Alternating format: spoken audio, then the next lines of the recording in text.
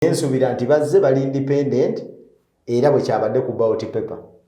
Kati ebirala byonna sibikola ki sibisuubira nnyo. Nenzize nkugamba nti ensobi ezikolebwa ebibiina by'ebyobufuzi ezimu ze zireetedde abantu ate okubeera nti tulabe ba independent ab'amaanyi, tulabye ab'NRM ab'amaanyi, tulabe ba NUP ab'amaanyi.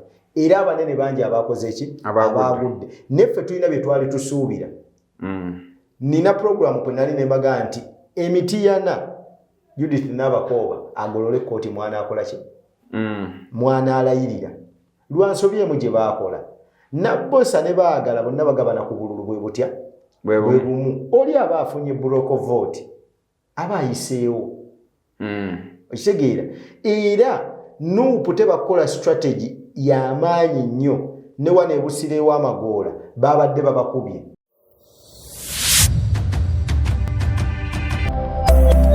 Eno ye Magala TV, okumanya we kutandikira. Alright, tukwaniriza gwe wena omugoberezi waffe ali ku Magala TV. Erinnya nga bulijjo Simple Steve ningeza Simple Profile. Tuba tuguse nate mu studio zaffe eza Magala TV okutuusako programu twebuuse.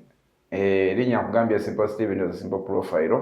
Tubeerawo nga tukuyisa mu ebyo era bigenda maaso mu ggwanga. Mbakulisaayo mwenna bannayuganda abasobodde okwenyingira mu kalulu k'obukulembeze bw'eggwanga ak'ekisanja oba ak'omulundi ogw'omusanvu bukyanga eggwanga litandika kuyita mu nkola ez'okusuula obululu. Ate nammwe abasobodde okulonda abakulembeze ku mitendera gya paalamenti mukulikireyo ddala, kansubire nti ebyavuddeyo byabasanyusizza. Waliyo n'abanyiize abataasimatidde na kakiiko oba na bukiiko bwa byakulonda ensalawo gye bwasazeewo, naye nga ebyo tugenda okuyisaayisaamu amaaso tulabe wawe byatambudde obulungi, wawe byagaanye, kwegamba akalukadde ka byafaayo. Naye nga mu studio sirimu nzekka, ndi ne muganda wange Ggwanga.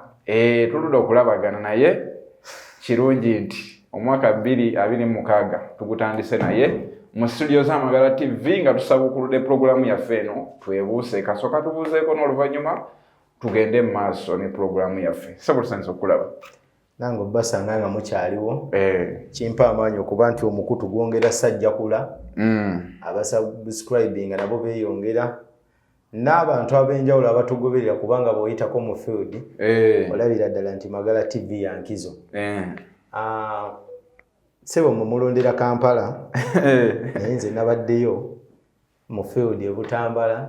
Gwalondedde mu kyalo? Nalondedde mu kyalo ku polling station ya Kifampa ebintu bingi ebyatambudde.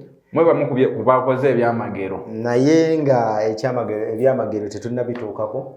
Njasooka okusaasira abantu baffe ab'e Butambala olw'okuviibwako mukadde waffe Geraldine Namirembe Bitamazire eyali Minister of Education. Amawulire gabadde gasaasaana bangi badde tebakyamumanyi nti obajja. Amawulire mangi nnyo nti njasaasira n'abo abafiiridde mu njege eyabaddewo e Bugoye mu maka ga Honorable Muwanga Kivumbi. Abantu bakubiddwa amasasi ne bafa. Ekintu ekyo sijjagamba nti kyabulagajjavu naye emboozi tuwulira za njawulo nti waliwo ababadde bateeze tetunaba kufuna kyankomeredde bakanyugidde emmotoka y'obuki etwala obululu amayinja. Kati ekyo kiba nti tekiri mu mikono gy'abakandidate bonna ababiri wabula oba olwana na gavumenti na electoral commission kubanga process yayo gy'oba odileyinza. Ne njagala okukubiriza abavubuka b'e Butambala n'abavubuka bonna mu ggwanga. Eggwanga tetugenda ddirya tulimalewo. Eggwanga likyaliwo, lijja bbaawo nga tugenze nga tulivuddemu ne tetuliteekako nnyo maanyi. Okuddira ejjinja oyanukula ow'emmundu kiba kintu kya bulabe nnyo. N'abakigambye ennyini abatakikola abatakimanyi. Si ye mubaka agenda osembayo yawanguddwa akuuma emirembe bw'aba akyalina amaanyi 231 ajja batakaddiye ennyajja bba akyasobola okuvuganya.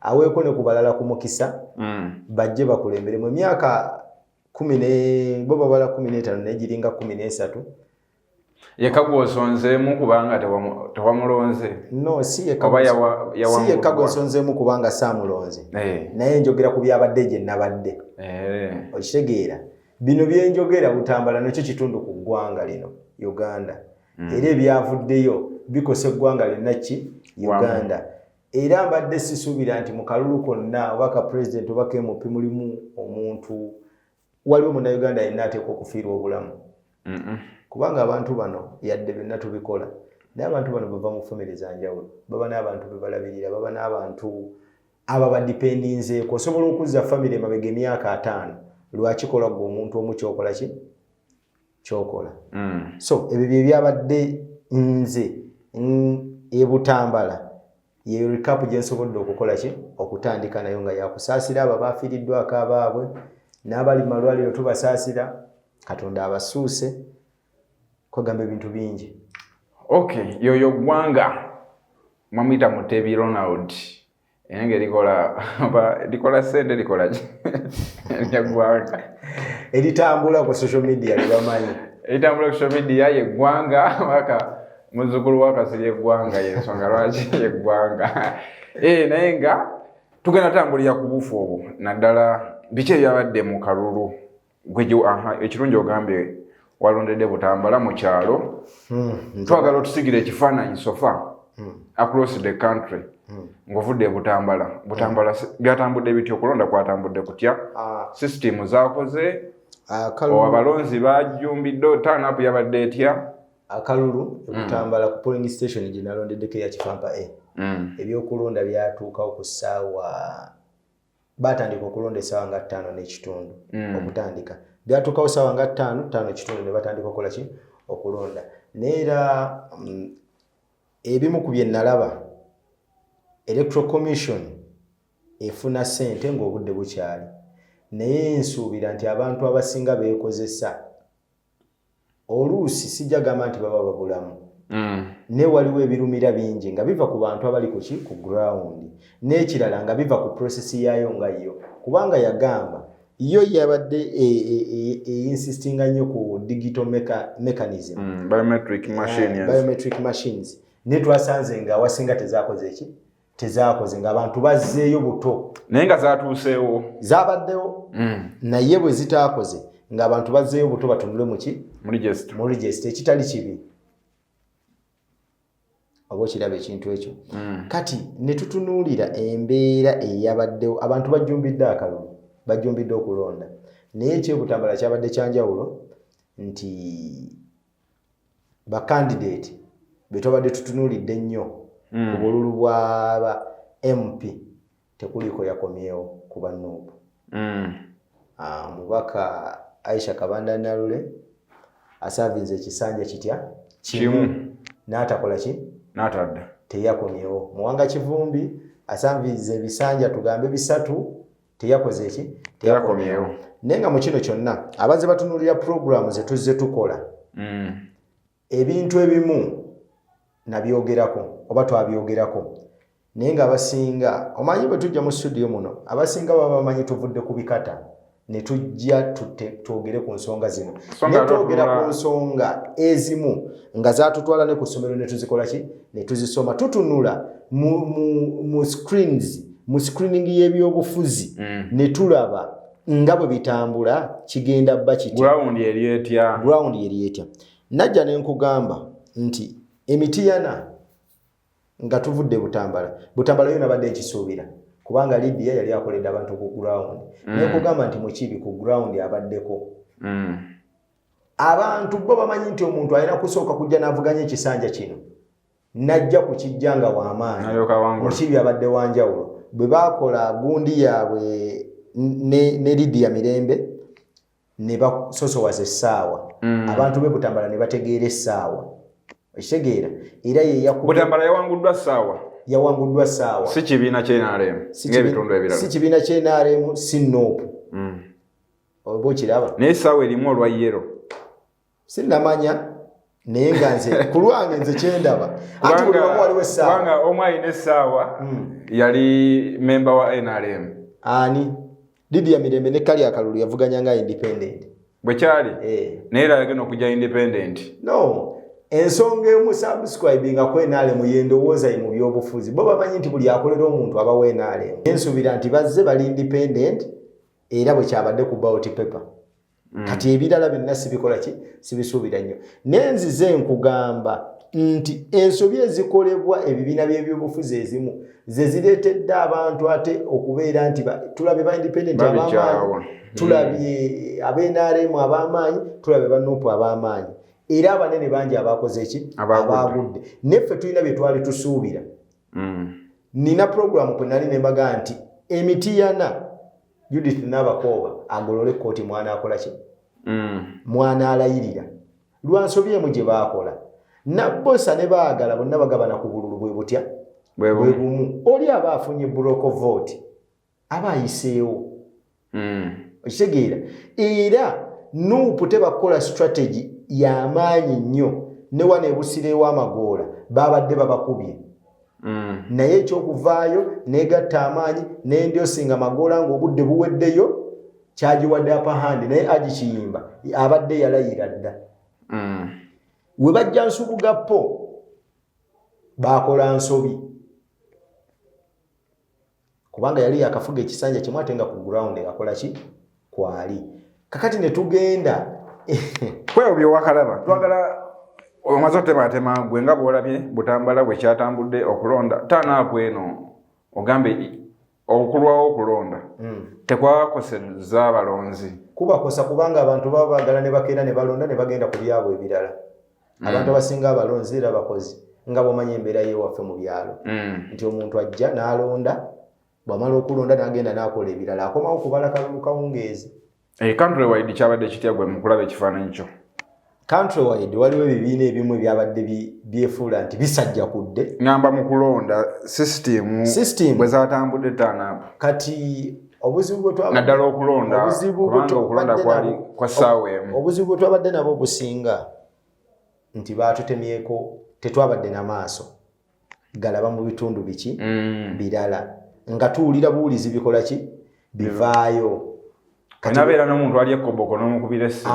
N'omukubira essimu oba n'olaba NTV egize eki NBS egize eki kino kigize eki. Kati ffe ng'abali mu media ogezaako gazalinga olina kukuba bukubi ki simu n'ezo connection ez'olina mu field nti owaaye Kalangala bakoze batya owaaye gundi kiri kitya kwenni kiri kitya kino kiri kitya bwe kityo. Naye nga ensonga etugatta nga ffenna bannayuganda okuba nti twabadde tulina okuba nga tuli updated nsuubira ennaku nga 3 oba 4 nga tetulina internet. Okay. Ndowooza kwe okutematema ndowooza omukulu ggwanga ye kwe yalabye okwabaddewo mu kulonda nga kutandika. Ekikeerezi kyo kubanga obudde omuntu watandika ssaawa 5 ng'okulonda kwina tandika ssaawa emu. Kitegeeza omulonzi omutemyeko essaawa 4. Ezo ssaawa 4 olina abantu boggaliddeyo suubira nti bonna baaweddeyo. Eyo n'atuuka ku polling station n'agamba ebintu tebinnatuuka nze siina budde. N'asooka n'agenda. Ate n'atakomawo kubanga alina ebiba bimutwala ebiki kwegamba obululu bw'abantu buba bufa. Baba bagwa naye nga bamu baba tebategeera. Kyekyaviriddeko n'omuwendo okubeera nga gwakendedde kuba milioni 21 kubanga twafunyeko milioni 10 and something. Kitegeeza ziri essaawa ziri eri zaleeseewo embeera eyo. Essaawa embeera electoral like engeri gye wasomesaamu abalonzi nakyo kikulu kuba nti nno baba kati nga gwe bw'ogamba nti essaawa bwe zitujjamba tutandise okulonda ate ne batuuka essaawa ezo ng'okulonda tekunnaba kiba kiki kiba kikosa. So ndowooza okiwulidde ndowooza byebyo nno omukulu ye bye yalabye okusinziira gye yayitidde ne gye yabadde. Naye nga akalulu kabadde kakasandali abanene baagudde. Awo tugenda okujjaawo naye nga kugamba oli ku Magala TV okumanyayo okutandikira nange Simple Steve ndo Simple Profile program twebuuse tubeerawo wali n'okubeera nga tukutuusaako ebyo by'oba totegedde ebiri ebuziba mu ggwanga. Twagala tugende okusinziira akalujje n'owaleke walabye byewuunyisa ki bye walabye mawulire ki agasinze okukwata omubabiro mu kalulu kaneeno. 221 twagamba nti NUP oba abalonzi bajjirwa omuyaga weevu yali y'amaanyi era twagenza okutuuka nga 2026 buli omu agamba tewali weevu leero abalonzi beetegerere era nga neyawangulwa ku luli ajja agamba omulonzi muve kwambuleera obabula ku pulezidenti oba mutunuulira naye wano wansi tutunuulire abantu naye tulaba ng'era byazze kifuula nnenge anti ebibiina by'ebyobufuzi ebyo birina obuzibu bumu kati kibiina ng'ekya Nuupu kyagenda ne kiyingirirwa bannakigwanyizi ne baba nga oluusi kaadi batunda ntunde mu kifo ky'okulaba kiki ekiri ku gurawundi kubanga Nuupu ne kaadi Nuupu nze nakkiriza teyatunda kaadi anti kyengezaako kulaga kiri bwe kiti ojja kukkiriziganya nange oba ogaane ebitundu Nuupu ababaka abamu be yasuula kati ensobi eyasooka eyakolebwa tutunuulire wano ku muliraane Kampe South Lois Mbogga wamu makadi ku mulundi guli ne ku mulundi guno n'omumaki kade naye ng'ate y'omu ku baataddewo okuvuganya okw'amaanyi kiraga nti singa mwatuula ne muba ne strategy eyawamu akalulu ka Kampe South bandibadde tebabakuba kiki ekyakuggyisayo Nsubugappo mu Nabusiro kugamba screening zino tutuuse ku mbeera nti abantu abamu bwe wascreeninga ogenza okulaba nga abamu babasudde olw'okusoma kwabwe abamu babasudde olw'okuba nti nno okuggwa kuno oluusi kuvudde ku mbeera eno ey'okubategeka nga okubategeka kwabwe oluusi kuvudde ku kuba nti nno waliwo abakulingiriza essebo tugende ku abanene abagudde mu kalulu kaneeno osobola ovaayo n'omatiza abantu nti ku mulundi guno wabaddewo era weevu tusookere Masaka tulaba Masaka we wali ensibuko y'ekibiina ky'abannaffe aba DF era abateeketeeke naye tulaba nga abakulu tebyazze bulungi okutwaliza awamu abateeketeeke mu ngeri ki gwe buli lw'okola ekibiina ky'ebyobufuzi omuti si kabonero kabi nekirayika omuti nze ndaba bakozesa muvule nti tegumenyeka ekifo ky'okukozesa omuti nga ffe n'oba omuyembe nti guliko ebibala bo baafa ku bugumu kirayika kyekyabakubye ku gurawundi kubanga bazze nnyo mu ntalo dano okugamba nti nno bakolera abantu ekintu eky'obulabe omuntu bwakuwanga omanyi mu byobufuzi muno mulimu ekintu ekisesa omuntu bwakuwanga mileage mu byobufuzi muwenga ekitiibwa buli w'omusanze neggobodde n'ogamba nti galayika gaali maanyi go kakati baavuddeyo ne badda ku maanyi gaabwe era amaanyi gaabwe ge gabatuusizzeeyo Mathias Mpuuga akwasa ennaku nti Abedi Bwanika yamulwanya entalo ezitali zize era bw'atyo n'abanga mu byobufuzi amusanguddemu bw'atyo kino kirekawo abantu abo kubanga abadde bamanyi nnyo mu byobufuzi we tutunuulira abantu abagudde abadde abamanyi mu byobufuzi nga bakulembedde abantu no for the case of Masaka Mathias Mpuuga Nsamba then Abedi Bwanika mpozi n'ogenda kawe Sembawulo omubaka Namugga teri kitasoboka mu byobufuzi yadde abamu era boogera nti bakoze ki akaabano ko kalishuwa yadde waliwo abamu abagamba nti nno akalulu mu bitundu ebimu kabaddemu